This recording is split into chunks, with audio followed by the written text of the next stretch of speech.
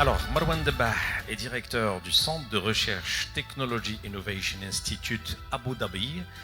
Il est chercheur dans l'éducation et l'entrepreneuriat technologique, un agenda international très chargé pour Marwan Debah, mais une présence il y a 2 semaines à Alger à l'occasion de l'Aïd, et on en a profité pour l'enregistrer en studio. Marwan Debah. Merci Ahmed pour cette introduction. Je tenais absolument à participer au moins en virtuel au première édition de ce CTO Forum.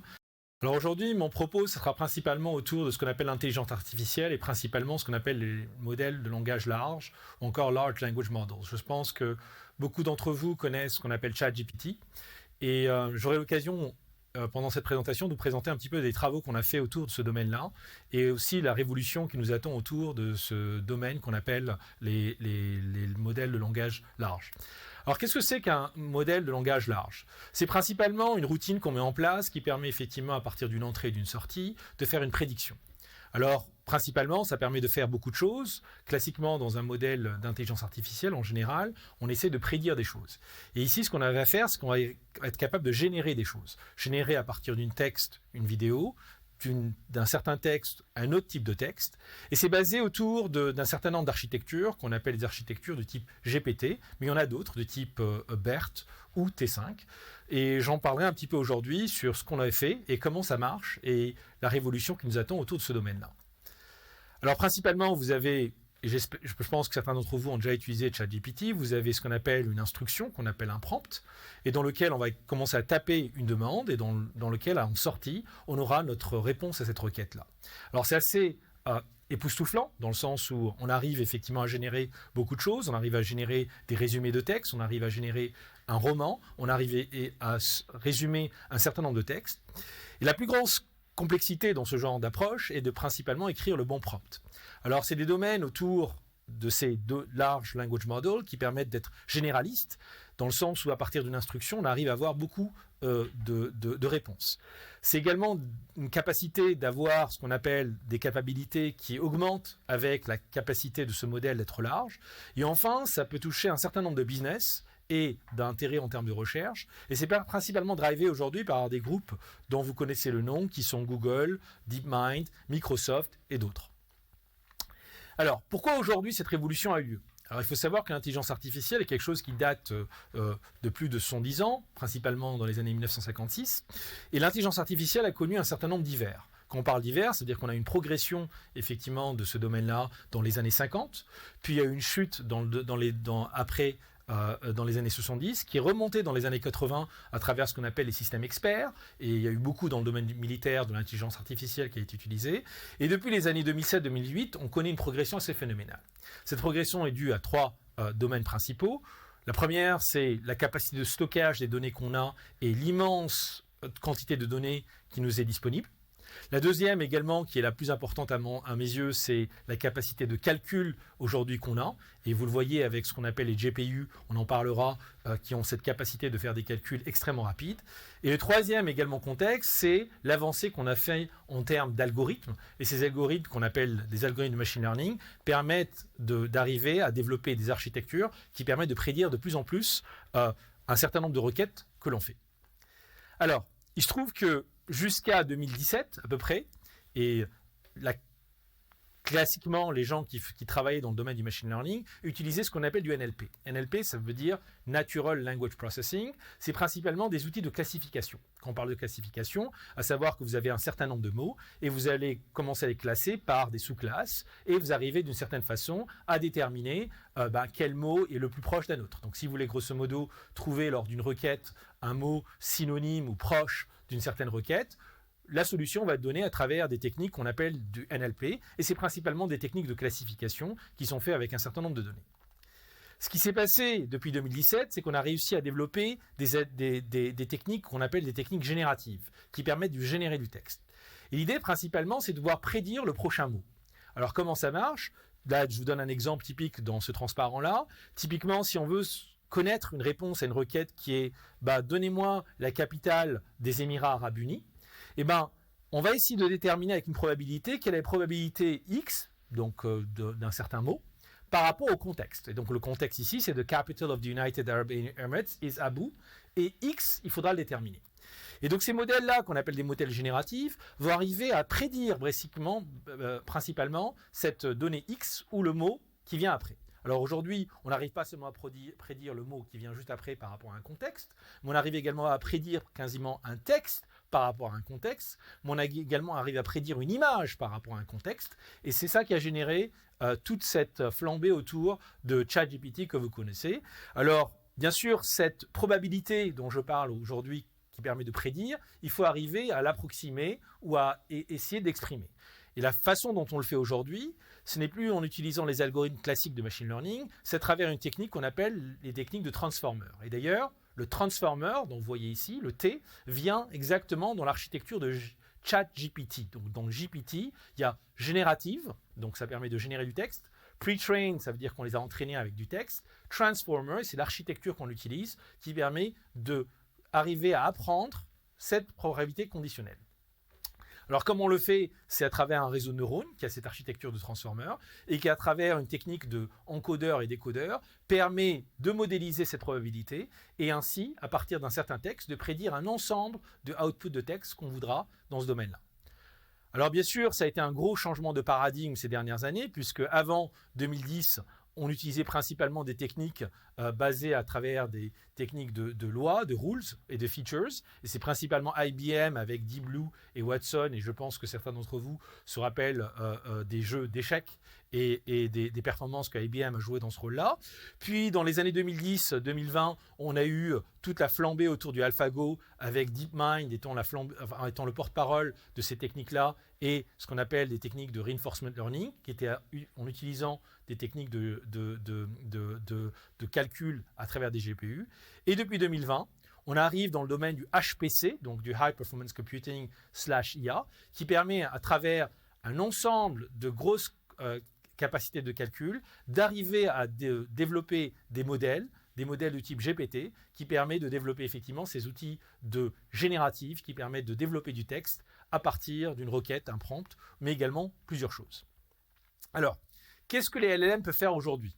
Alors, certains d'entre vous, je pense, ont eu l'occasion de tester GPT, mais également d'autres outils qui existent aujourd'hui. Donc, le premier aspect que l'on considère, c'est ce qu'on appelle la création de contenu.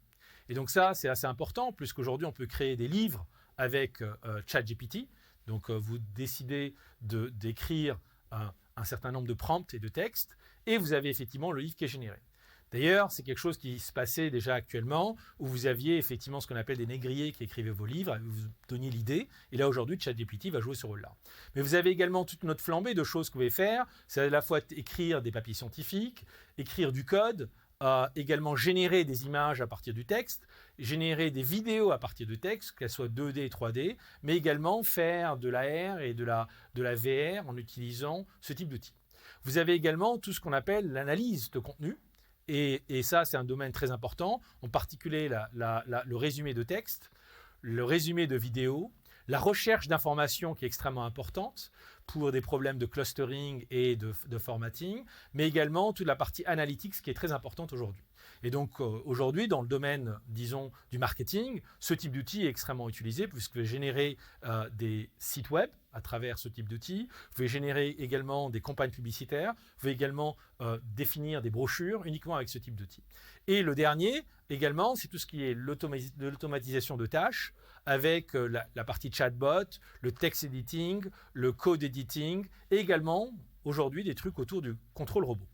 Alors, il se trouve que dans mon contexte à moi, j'ai eu l'occasion de travailler sur ce type d'approche depuis 2021, où on a développé en 2021, on a commencé à développer le premier modèle de langage arabe qu'on appelait Nour. Nour, c'est le nom de ma fille, et dans lequel on a fait un développement de ce modèle avec 10 milliards de paramètres, et dans lequel on a commencé à développer des articles dans les journaux aux Émirats, uniquement gérés par Nour, dans le sens où on écrivait uniquement le titre de l'article et le texte était généré. Et donc là, vous avez un des premiers articles qu'on avait fait pour la COP 25 et dans lequel on nous avait donné les principaux éléments de l'article et dans lequel on a généré ce type de texte.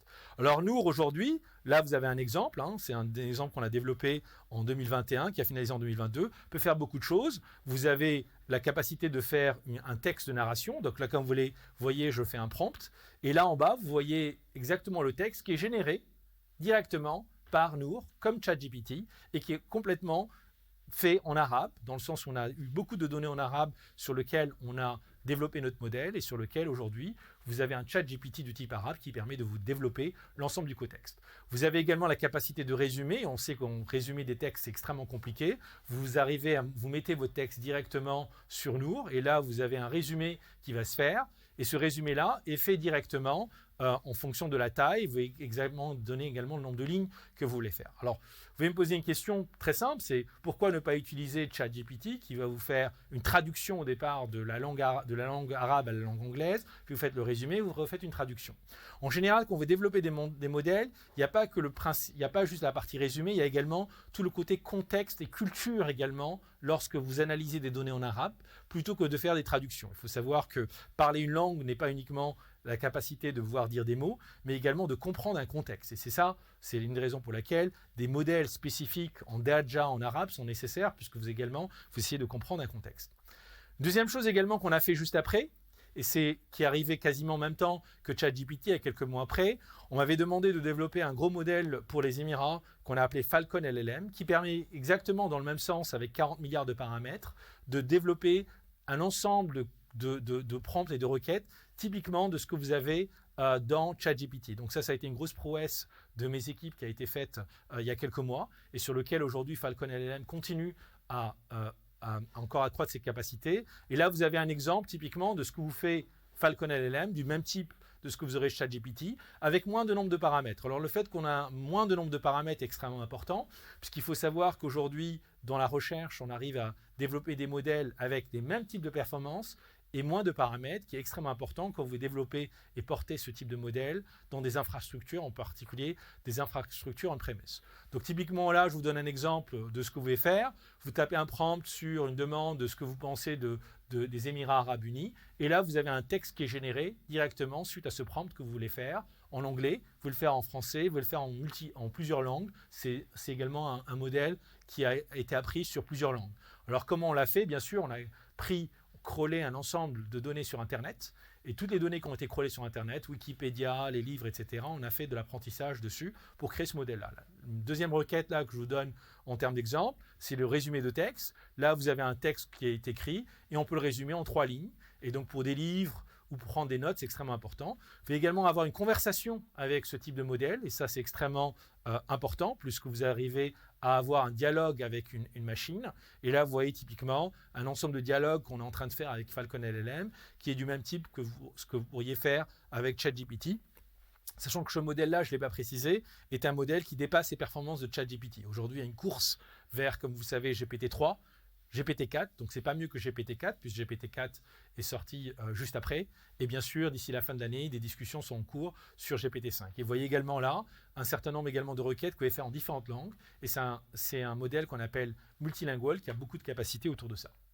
Alors, bien sûr, aujourd'hui, comment se dessine un petit peu, disons, le paysage autour de ces larges language models. Vous avez un certain nombre d'acteurs aujourd'hui qui développent ce qu'on appelle les modèles fondationnels.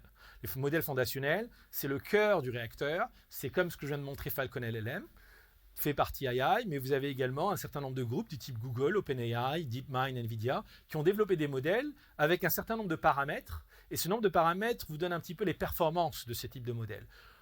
Alors, il y a un certain nombre d'années, on pensait que plus le nombre de paramètres était important, meilleur le modèle. Mais en fait, il n'y a pas que ça. Il y a également ce qu'on appelle la partie training, donc l'apprentissage que vous avez fait, le temps que vous avez mis pour entraîner, mais également le nombre de données et la qualité des données. Ça se mesure en tokens. Je pense que dans les années à venir, vous allez avoir un certain nombre d'acteurs, mais très limité, autour de 5, une dizaine d'acteurs dans le monde qui vont développer ce qu'on appelle les modèles fondationnels, qui sera grosso modo la plateforme sur laquelle vont se plugger un ensemble de startups, de boîtes, pour développer des applications autour de ça. Et donc, ça sera typiquement ce que vous avez aujourd'hui comme étant un operating system, un OS. Donc aujourd'hui, en termes d'OS, vous n'avez qu'un certain nombre d'acteurs. Vous avez Android, vous avez iOS, vous avez HarmonyOS pour les Chinois, et ça vous donne un certain nombre. Et ensuite, vous avez tout ce qu'on appelle les stores, de type Apple Store, dans lequel vous avez un certain nombre d'applications. Et c'est là, aujourd'hui, on arrive à générer beaucoup de revenus. Et là, vous voyez typiquement aujourd'hui, quasiment le nombre de startups et d'entreprises qui sont développées autour de ces modèles avec des applications diverses. Et aujourd'hui, vous avez quasiment une dizaine de startups qui sont créées par jour, qui se pluguent sur ces modèles-là et arrivent à développer des services très différents, des services pour permettre de faire du code facilement, pour générer des sites web plus facilement, pour générer un certain nombre d'applications beaucoup plus facilement que d'habitude. Alors bien sûr, quand vous construisez un large language model, il y a un certain nombre d'étapes qui ne sont pas faciles à gérer. La première étape, en général, c'est les données. Et donc ces données-là, il faut arriver à les récupérer. En général, on parle de trillions de tokens, donc c'est un nombre énorme de données que vous avez, que vous allez arriver à curer pour les rendre un peu propres. Ensuite, vous allez développer ce qu'on appelle une architecture de modèles. Parmi ces architectures de modèles, vous avez différents types d'architectures. L'architecture GPT est celle la plus connue, mais vous avez d'autres types d'architectures qui permettent également de faire cette prédiction dont je parlais, arriver à générer le prochain texte. Puis il faut passer à faire du pre-processing, donc arriver avec vos données à les processer pour que vous arriviez à définir ce qu'on appelle un token, qui est en fait l'alphabet de ce type de données. Et ensuite, vous allez commencer à faire ce qu'on appelle du fine-tuning. Pourquoi? Parce qu'une fois que le modèle que vous avez fait, vous l'avez créé, en général, vous avez des use cases qui sont très spécifiques par rapport à vos problématiques. Si vous êtes dans la défense, vous avez des use cases qui sont très spécifiques, et vous allez utiliser des techniques qu'on appelle des techniques de transfer learning qui vont adapter votre modèle à ces différents. Et c'est là, grosso modo, où le business model est présent aujourd'hui et où effectivement on peut faire de l'argent, c'est à travers le fine-tuning de ces modèles par rapport aux différents use cases. Ensuite, vous avez une partie évaluation qui est la métrique pour laquelle vous dites que votre modèle est bon. Dans l'exemple que je vous ai donné tout à l'heure, dans Falcon LLM, il y a un certain nombre de questions qu'on va faire poser à la machine, et si ces questions, on a une certaine pertinence de réponse qu'on appelle une accuracy, on aura effectivement un modèle qui est bon. En général, aujourd'hui, vous avez des benchmarks qui permettent de tester vos modèles. Et ensuite, il y a la partie déploiement qui n'est pas facile, parce que déployer un modèle dans le cloud ou le déployer pour des questions de sécurité on-premise demande de réduire la taille de votre modèle. Vous avez ensuite des questionnements aujourd'hui qui se posent autour de l'explainabilité de vos réponses et la pertinence de vos réponses. Et en général, dans certains domaines, c'est extrêmement important. Et vous avez également tout un domaine qui est la privacy et security, du fait que quand vous faites une requête, vous devez être sûr que la requête que vous avez faite, personne ne va avoir accès, personne ne va savoir ce que vous avez demandé en termes de réponse. Et ensuite, vous avez tous les biais qui sont liés aux données que vous avez générées.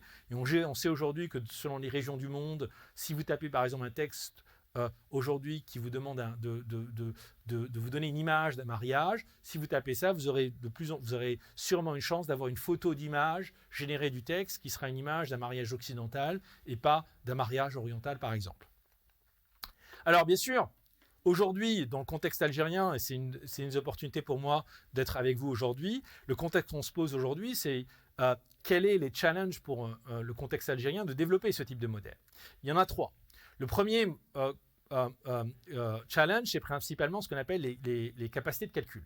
Il faut savoir qu'un modèle aujourd'hui assez performant, entre 6 milliards de paramètres et, disons, 500 milliards de paramètres, la somme aujourd'hui en termes de calcul uniquement tourne autour de 200 000 $ à quelque chose comme 10 millions de dollars. Donc ça vous donne grosso modo une idée de la capacité de calcul en termes de GPU qu'il vous faut pour développer un modèle.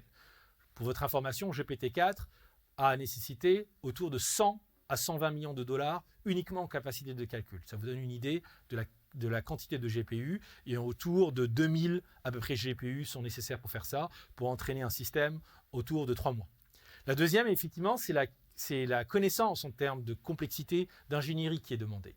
Alors, ce n'est pas de la recherche au vol, mais ça demande effectivement une grosse technique d'ingénierie pour développer ces architectures et être sûr, grosso modo, que ces systèmes marchent bien.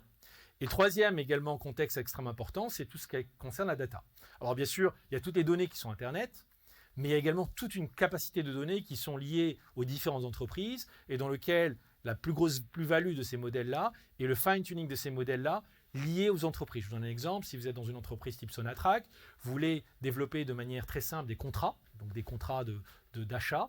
Globalement, on va entraîner ces modèles-là sur les contrats qui ont été déjà effectués et on peut générer très facilement, en 1 minute, de nouveaux contrats, tout simplement avec toutes les données qu'on a eues et qui ont le bon dispositif comme il faut. Et donc pour l'économie algérienne, bien sûr, développer un modèle local est extrêmement important lié au contexte culturel qu'on a, mais également ça donne une opportunité de beaucoup d'entreprises de pouvoir se pluguer sur ce type de modèle-là pour développer une économie autour de la connaissance et de faire cette transition de ce que j'appelle d'une économie du pétrole vers une économie de la connaissance. Merci encore pour votre temps. J'espère avoir l'occasion de vous revoir ou de vous voir de manière plus physique lors de la seconde édition et j'espère que vous passerez un bon moment durant cette journée. Merci encore.